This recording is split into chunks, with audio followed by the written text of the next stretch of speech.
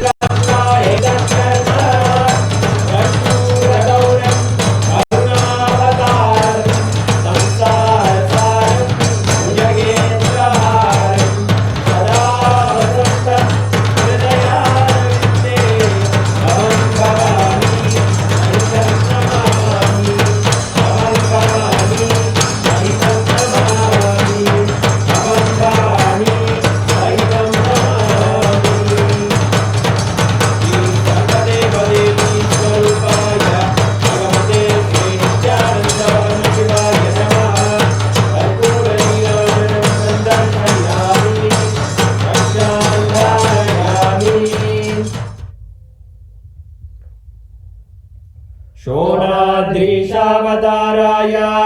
ज्योतिस्तंभस्वरूपिणे श्रीकैलासप्रधानाय नित्यानन्दाय मङ्गलम् तत्त्वज्ञानप्रदाताय नित्यानन्देश्वररूपिणे श्रीकैलासप्रधानाय नित्यानन्दाय मङ्गलम् मूलप्रकृतिरूपाय परमशिवशक्तिस्वरूपिणे श्रीकैलासप्रधानाय नित्यानन्दाय मङ्गलम् दण्डत्रिशूलहस्ताय कालकालस्वरूपिणे श्रीकैलासप्रधानाय नित्यानन्दाय मङ्गलम् आदिपूज्याय देवाय सकृत्पूर्णत्वरूपिणे श्रीकैलासप्रधानाय नित्यानन्दाय मङ्गलम् सर्वाभयविनाशकाय शत्रुसंहाररूपिणे श्रीकैलासप्रधानाय नित्यानन्दाय मङ्गलम्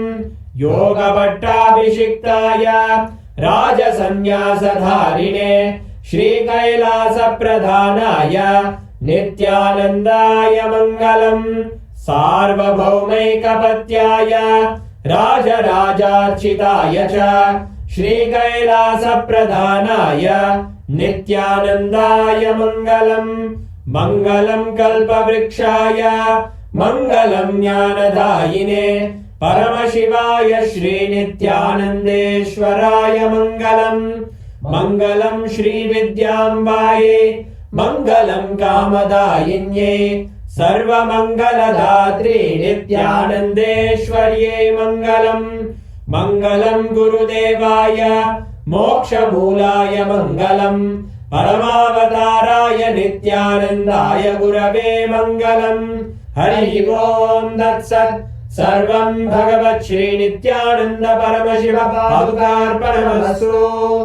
ॐ नित्यानन्दम्।